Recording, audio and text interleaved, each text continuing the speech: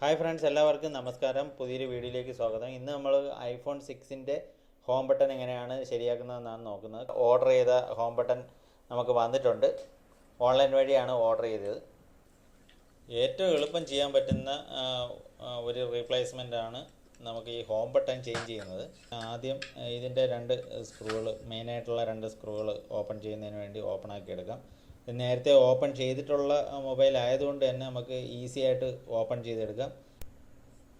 ഇത് നമുക്ക് വളരെ പെട്ടെന്ന് ചെയ്യാൻ പറ്റുന്ന ഒരു റീപ്ലേസ്മെൻ്റ് ആയതുകൊണ്ടാണ് ഡിസ്പ്ലേ ഊരി മാറ്റാതെ ബാറ്ററിയുടെ കണക്ഷൻ ക്ലിയർ ചെയ്യാതെ നമ്മൾ ഇത് ചെയ്യാൻ പോകുന്നത്. അതല്ല, മറ്റേത് കണക്ഷൻ ചെയ്യുമ്പോഴും ഫസ്റ്റ് ബാറ്ററിയുടെ കണക്ഷൻ ഊരിയെടുക്കുക.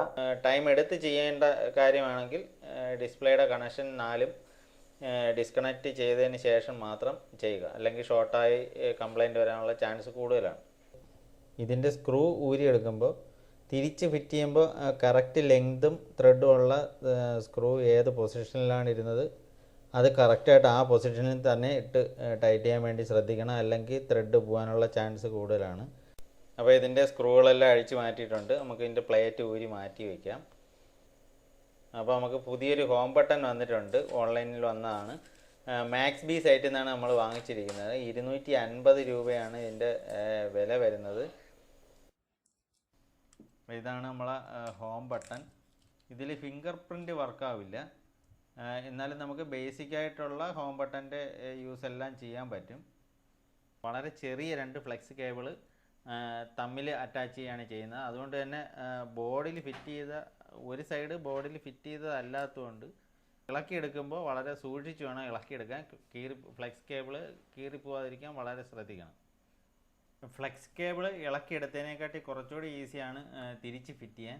ഇത് തിരിച്ച് ജസ്റ്റ് വെച്ച് പ്രസ് ചെയ്തതിന് ശേഷം നേരെ ഓപ്പോസിറ്റ് സൈഡിലേക്ക് മടക്കി വേണം ഇതിനകത്തേക്ക് സെറ്റ് ചെയ്ത് വയ്ക്കാൻ. അത് കഴിഞ്ഞാൽ നമുക്ക് ഇതിൻ്റെ മുകളിലുള്ള പ്ലേറ്റ് എടുത്ത് സെറ്റ് ചെയ്ത് വയ്ക്കാം.